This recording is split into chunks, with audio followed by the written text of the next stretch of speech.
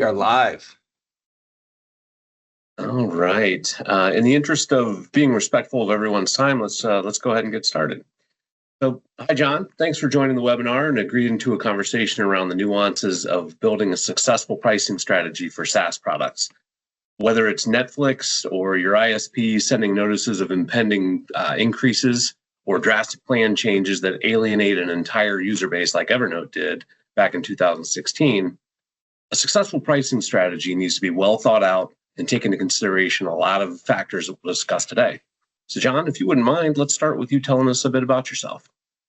Thank you, Brian, so much for the introduction. My name is John Sarver. I'm an innovation and technology consultant with a company called Saaslogic, and we'll talk more about Saaslogic in a minute. A little bit about my background, though. Why am I credible enough to be on here chatting with you guys?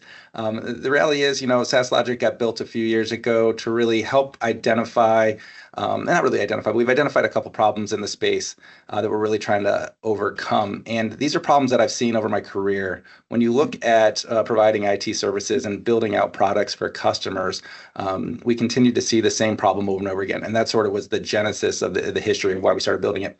My personal background, though, I'd love to kind of start with, I'm born and raised here in Ohio, went to Ohio University, plug OU any chance I get. And then after OU, go Bobcats. After OU, I did join the military, spent some time in the Navy before I kind of ventured into tech land. But super excited for you to have me here, Brian. And this is my first time being live. So I apologize about my first answer being rambly because I'm not used to being live. So we'll calm the nerves and move forward a little bit more concise. No worries at all. My son is at OU right now, so the Bobcat pride is flowing in full force. So if you wouldn't mind, tell us a bit about Saaslogic, what services are offered, and what your role is within the organization. Thank you. And I appreciate you letting me do this here at the start. So it kind of provides a little bit of context as to why I'm so passionate about pricing. Saaslogic as a platform right now with Saaslogic Billing, we're really focused on helping startups and helping small businesses with their subscription and revenue management. And what that means, when an entrepreneur wants to launch a product, the last thing they think about is all the revenue stack that they need in order to create subscriptions and then bill their customers and ultimately collect that money. They want to build something cool. They've seen a problem in the market that they want to attack, right? And so they want to devote their energies and their excellence towards solving that problem. Well, we built Saaslogic Billing in order to take the heavy lifting of how do you create a subscription, how do you create invoices, how do you make sure your customers are, get that invoice and have the ability to pay super easy. We want to take that off their plate. And that's sort of the passion behind the team at Saaslogic. We really specialize in complex pricing strategies. If you look at some of our competitors in the market, if you want to do a Netflix, simple monthly or annual billing for their platform, there are tools out there that are pretty good at that. We want complex billing, and we'll talk more about complex billing as we kind of go through this. And the reality is we love helping startups and small businesses grow. And so that's sort of a part of our passion as well at Saaslogic is getting in with young entrepreneurs when they're still on spreadsheets, tracking their 5 or 6 clients, up to 20 clients, and they know it's time to transition to a more mature platform. That's where we really like to kind of meet our future customers. All right, makes sense. Well, let's get into the importance of the pricing strategy. Why is it that a well thought out pricing strategy is crucial to subscription-based businesses? Yeah, and at the heart and soul of it is everybody loves to work, but the reality is if we don't earn money, the businesses won't last. And so when you look at what I call revenue operations, and it's a pretty coin term, when you look at RevOps and making sure that the processes and the people and the tooling is in place to collect the compensation for what you're bringing to the table. Without that, all the businesses will kind of shut down. So entrepreneurs love solving problems, and pricing is typically the 3rd or 4th thing on their list to try to solve. But it's so important to their success, not only in the early stages from a valuation and fundraising standpoint, but long term, making sure they're running a profitable company. Besides just that, when you think about the relationship between the customers and the suppliers of the services, our customers are people building SaaS products. It's really complicated to find that point where you're able to provide a certain amount of value and they're willing to pay for that value, and to find that kind of equilibrium where that matches. During grad school, you kind of run through a bunch of different ways of, doing advanced calculations. And the reality is that, pricing is not simple in any case. And so having tools that will allow you to kind of figure out what the right pricing model is important. But it takes a while. It definitely is having a well thought out strategy is complicated, and it's not a quick answer, quick solution. It's not a coffee table type conversation. Absolutely. All of them would be perfect if it were that easy, right? Exactly. So let's talk about some of the challenges that come up when businesses are coming up with that SaaS pricing strategy. Okay. I think some of the biggest challenges that businesses have to overcome really is you have to really understand who your customer is and where they're at in their journey, as well as how much cash flow they have available to potentially spend today and in the future on your product as well. Because, obviously we can't give away product for free forever either, because then we won't have a sustainable business. So really having, the merchants that are creating SaaS products understand who their customer is. And that's through thorough market research, understanding what the customer's business models are, as well as then looking at the other side. You have to kind of look at what your competitors in the market, chances are good there's somebody else doing what you want to do. So what are your competitors doing in the market? What value are they providing to your potential customers? And then what are they charging? And then you're trying to see if there are some differentiations there. And it's kind of cliche to say in 2024, but data analytics is key. The more data you can gather, the more you can look at it holistically from a market standpoint and kind of figure out, which direction you kind of want to go is going to be the best start. And then just like everything in tech, iteration is also very important. You might get it right out of the gate. You might hit the perfect pricing model, but you won't know that unless you try to test a few other models and you get the feedback that your original one is the best. So the ability to really go out there, put some pricing models out, get feedback, doing that market research and doing that product kind of definition research is really the best way to kind of overcome some of those bigger challenges at the beginning. Yeah, the concept of dipping your toe into the water and testing out some of those strategies is an interesting one. How long, what are the parameters around that? How long do you let that go? How many different strategies should you think about before you enter into that? $1 million question. And I think a lot of that goes to the market you're in, the types of customers and customer segments you're creating, and then really, how complicated you want it to be as well, right? And so as a small business owner, you have to decide what's best from your strategy perspective. And there's just tough questions that you got to answer. And as you start to answer question A, question B becomes, hyper relevant. So when I think about, how we price, Saaslogic, we've tried multiple different models.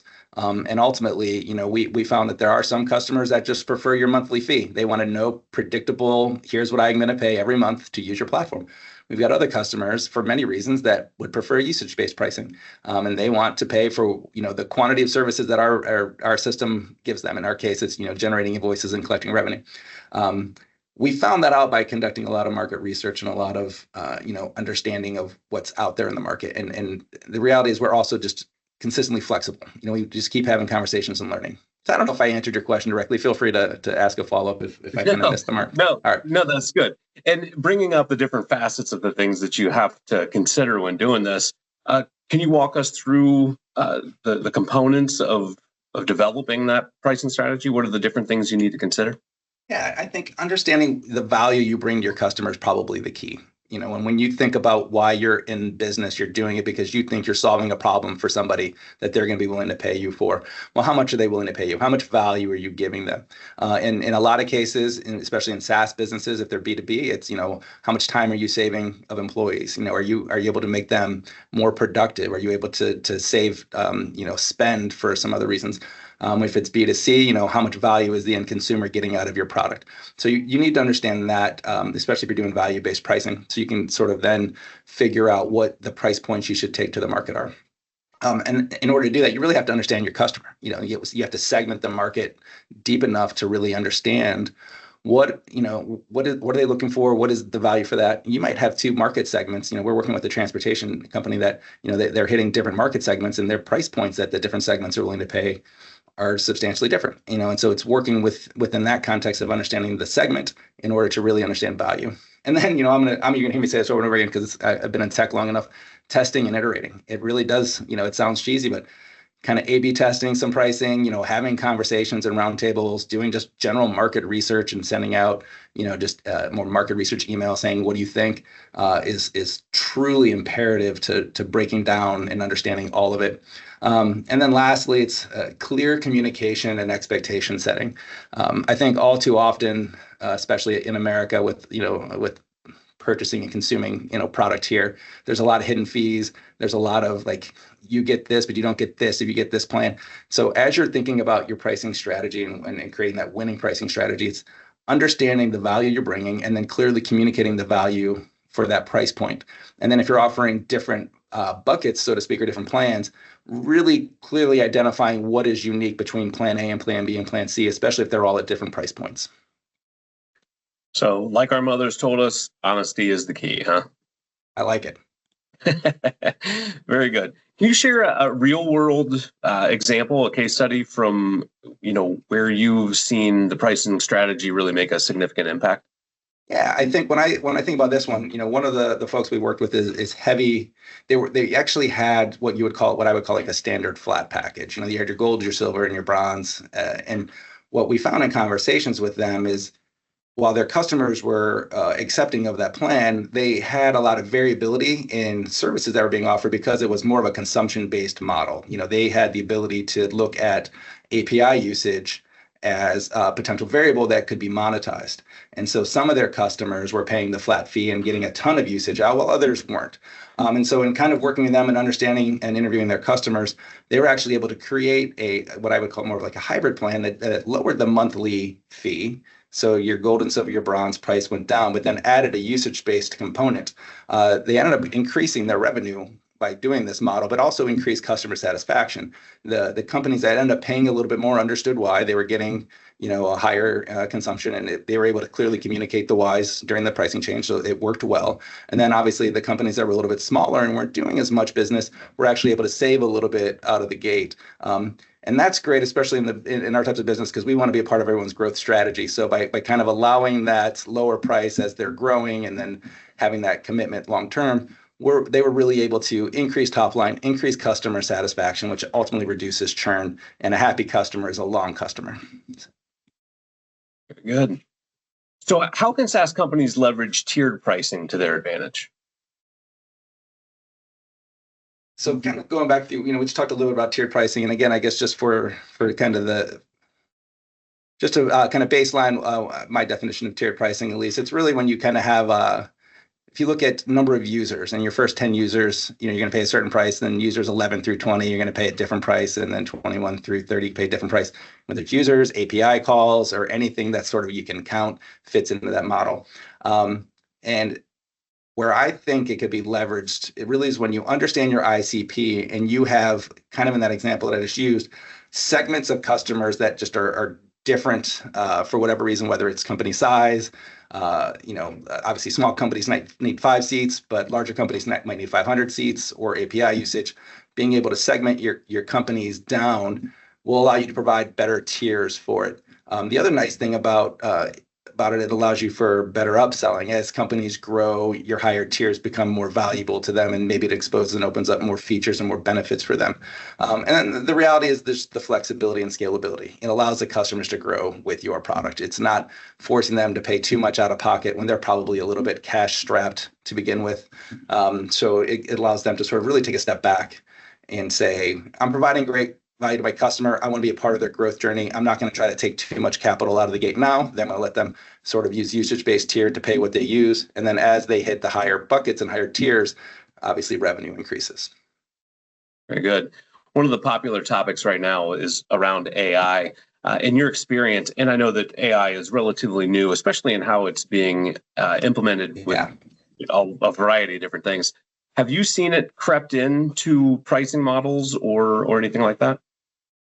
AI specific is yes. When you think about advanced pricing for some larger companies, they've actually, I have a friend that's his job is pricing. It's amazing, selling lights and things like that. They've been using AI and advanced analytics for years to really hone in on what is the right price point for their segments. And again, the more data you have, the more these machine learning algorithms are really able to, really help you solve it using math instead of, A/B testing.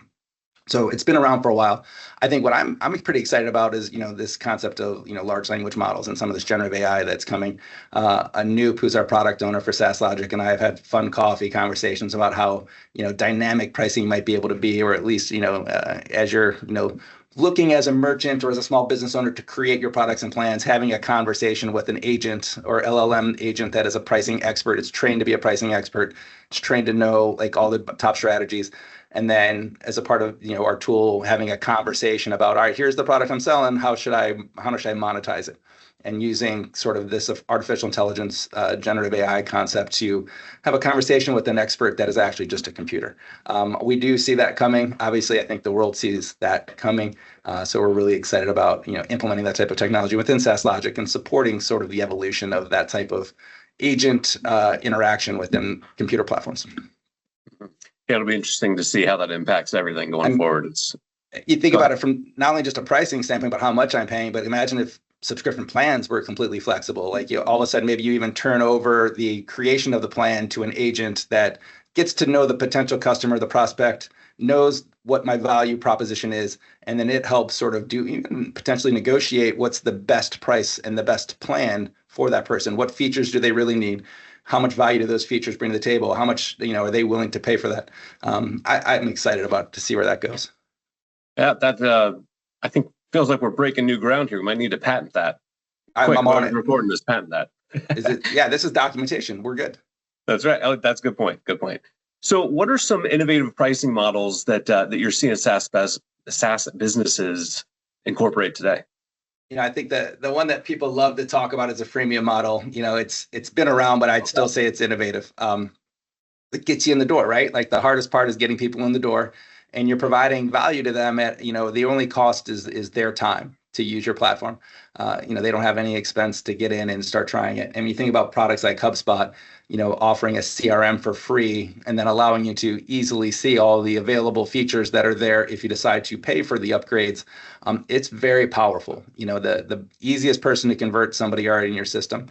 So, I know it's not necessarily innovative from a today's standpoint, but I'd be remiss to not mention the importance of kind of how freemium almost built SaaS. And that's my opinion. People can argue whether I'm right or wrong, but the ability to do freemium, I think, really brought the concept of SaaS to the forefront, as did cloud computing and many other things. It's not the only thing that allowed SaaS to grow, but there's no doubt getting a product in front of a consumer and having them use it, even if it's a very small set of features, if that provides enough value in those small sets that they can see the importance of the bigger features, it's an easier upsell, easier conversion. So freemium's obviously gonna be there. I love pay-as-you-go. We've talked to folks about, the easy example for that is a lot of people in consumer cellular, they buy cell phones with prepaid minutes. And then when you're done, you kind of say, you either re-up your account or you throw the phone out, whatever you need to do. I think pay-as-you-go is a great model. And I think it's a model that younger generations are really going to lean into. So us older folks need to keep that in mind that, as these, what are they, Gen Zs and, Gen Alpha, whoever, all these young kids that are, as they get older, they're not going to pay for things the way we did. And I think pay-as-you-go and buy now, pay later are going to be two areas that they're really going to kind of move the markets towards. Buy now, pay later with products like Klarna and others are basically where you get almost like a microloan. In some cases, it's 0% interest, and they just break the payment down into 4 installments for you. It's the opposite of layaway, which for us older generations, I used to love going to Kmart layaway and having stuff sit there till I could pay for it. This lets you have it and you pay for it in installments. And so Klarna is a third party that does that. And then lastly, kind of performance-based pricing. I think at the end of the day, people want to pay for what things are worth. People are willing to pay for it if it's successful.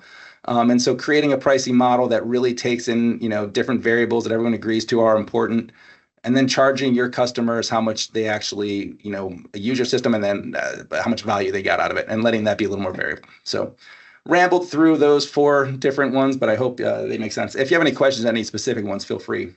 Well, I'm kind of hung up on being labeled as the older generation. I don't know that I'm mentally prepared totally not to handle that yet. No, you are much in that.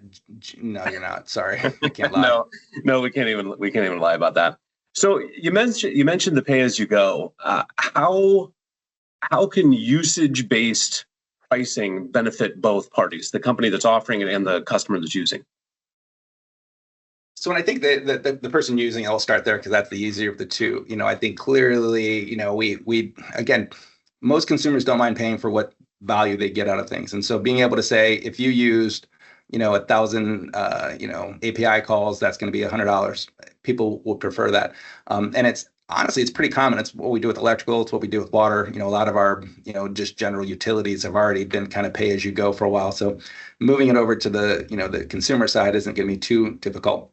for the for folks like us on kind of the merchant side, for entrepreneurs, why would they choose that as a pricing model? I think one of the most exciting things is being able to say to your customers, hey, you only have to pay for what you need. It's a great marketing message. We're never going to overcharge you. You're never going to have a month where you're like, man, I can't believe I'm paying, $15 for Netflix. I only watched 2 movies this month.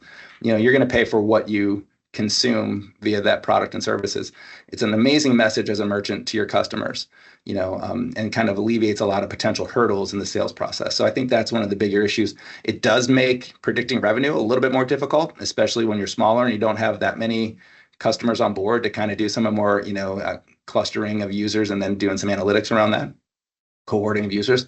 But ultimately, once you start to grow your business and you start to understand your customer base and you start to look at all of those different data points, you can still do decently predictive analytics around, your growth and your revenue. Very good. Very good. So we have a question in here from Dave. What are some common questions or concerns you hear from businesses about pricing strategies? You say that one more time, I'm sorry. Yeah, absolutely. What are some of the common questions or concerns that you hear from businesses about developing pricing strategies? I think the biggest concern, especially with young entrepreneurs, is they're so focused on building their product, they don't even know some of the basic different strategies that could evolve. And our big answer there is that's why we're here. So you build your product and then help us, dig in through questions and answers and onboarding to figure out what the right model is for you.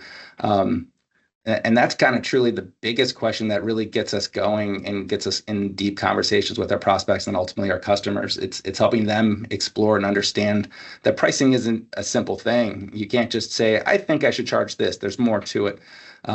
And then once you kind of explain that, helping them down the road is complicated. A lot of times, a lot of the folks that start companies are really good in a certain area, and trying to get them to pull out and be great in a different area is challenging. And so getting them to see the world a little bit differently, getting, engineers to see the world through consumers' eyes, getting folks that really are so deep in in what they're delivering to take a step back, that's sometimes challenging. Absolutely. And it's a really good point. I think a lot of entrepreneurs, as they get out there, they feel like they're on an island all alone. They're an expert in providing the business value that they're providing. They don't have to be an expert in everything. There are plenty of experts like you in the pricing strategy that they can turn to. So when you're out there thinking about all these things and how you're going to go to market, don't keep yourself on that island. Right. Reach out for help. There are experts in every facet of business, and utilizing them is important. Yeah, and there's lots of groups that'll always want to help startups. We're in Columbus, Ohio. We've got a couple groups here in town that are really focused on supporting the startup community and supporting small businesses. I think most people in the world know about the Small Business Administration at the federal level. Every state has organizations to help small businesses grow. But then there's a ton of community organizations out there as well that can be support systems. And, fellow founders is always a great place to go. Somebody that's been in your shoes, somebody that has built a product that is in similar to what you're at least trying to build. They've already, fought these battles. They've been down this road. They've had their lumps. If you can learn a couple lessons from their lumps and you don't have to take them, that's going to be better for your journey. So I'm a big fan of networking with other founders in your space.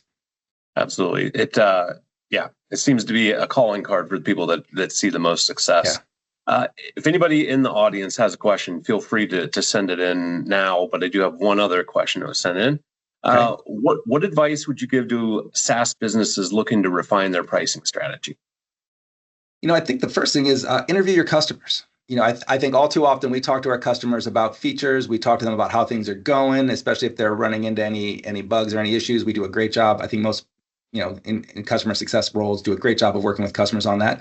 I think it's okay to take a step back and be like, hey, we're evaluating how we price the product. We're not going to necessarily change your pricing, but we love feedback on where you're seeing value, where you're not seeing value, what were your expectations, where did we miss, and really just having that conversation with the people that are already invested in your platform. Some may tell you no, they may be too busy, depending on what they have going on. But I think what we've often found is, a large percentage of people want to help. And so by going with that ask of we want to make our business better to, we love your help in making that happen, you'll find most people, I think, would agree to that, and they'll sit down for a call. And then it truly is just a casual conversation, and being vulnerable is probably the hardest part. because a lot of times you're going to hear things that are critical, right? If you're asking for that tough feedback, especially around value, which is what pricing, the heart of pricing is, you have to be ready to hear some negatives about your baby, and then, figure out how to take that negative and filter it, right? Because a lot of times feedback, while all feedback is good, some of it is actionable and some of it's just there. And so being able to kind of run through a process and then decide what next best steps are. But I think to answer the question again, it's just going back to your existing customer base is probably the first thing I would do. And then the second thing I would do is constantly watching your competitive pricing. And by constantly, it's not every day, but in the space that we're in, we find our competitors change their pricing quite often. And that adds confusion to our customers, because if they're talking to us and I'm quoting a customer's price and they're like, well, that's not what I just saw. When I try to maybe do a little differentiation as to why our product might be a little better value for them. So being aware of what your top competitors are doing and being aware if they're doing pricing changes or shifts is very important to make sure you're at least aware when you're having conversations, and possibly even changing your strategy around to meet them. One of the things I learned from a marketing mentor of mine is also don't be afraid to copy them. Like we've got some multi-billion-dollar players in our space. They've spent millions of dollars on pricing. They have marketing execs on marketing teams with marketing analysts that are digging through the data, doing everything we're talking about to kind of get to where they think the market wants to pay. Well, that's great information for a young startup, a young entrepreneur to kind of take to at least get directionally where to go. If you want to do usage-based pricing, but all your competitors are flat fee, maybe it'll work, maybe not. At least have to ask the question, why did everybody else choose to do flat fee? Yeah, makes sense. That's the iterative approach that you spoke to earlier. It seems like an excellent way to continue doing that. Not viewing the pricing strategy as a destination, but understanding that it's going to be a journey that's going to take turns as the market presents new things, new difficulties emerge, all of those things. That makes good sense. Are there other questions that we have out there in the audience? I will say this is my first time being live, and so I appreciate everyone's flexibility as I learn that it's easier to speak when you can hit stop and then just say, I would like to re-record. Yep. Unfortunately, we don't have that luxury right now. So it doesn't look like we have any other questions or comments at this point. Are there closing remarks that you'd like to make to sum up the discussion here? Well, Brian, thank you so much for moderating and hosting. We're super excited about the work we're doing at Saaslogic. If anyone wants to learn more, I think some of the emails did come out from my Expeed account. john.sarver@saaslogic.io is my Saaslogic email address. You can find us at saaslogic.io and get information there. We're really excited about what we're bringing to the market. We're really excited about the fact that here we're looking at competitors that are behemoths, but we're finding kind of a foothold in the fact that they forgot who their customers are. And so if you're looking for a pricing tool with Saaslogic billing that can handle all your subscription management, your revenue management, some of your dunning, and you want a person to talk to, we're the people to call. You're always a phone call away. We answer. We don't send you to bots. We talk on the phone with folks, and we want to be partners for life with our customers. And so it's important for us that we get everything started off on the ground correctly and that we build that foundation so that way in 10 years, when their business is being sold for $100 million, we can kind of, look at the journey and be like, that's awesome. We helped get there at least a little bit. Absolutely. Well, it's nice to know that when people are facing this challenge coming up with their pricing strategy, that they're not alone. There's someone that they can reach out to for help if it gets overwhelming. Yeah. All right. Well, thank you so much for your time. Thank you. Appreciate it and the insights, everyone. Hopefully this was helpful and insightful. Appreciate your time. Have a great day. Thank you, Brian. Thank you, everyone.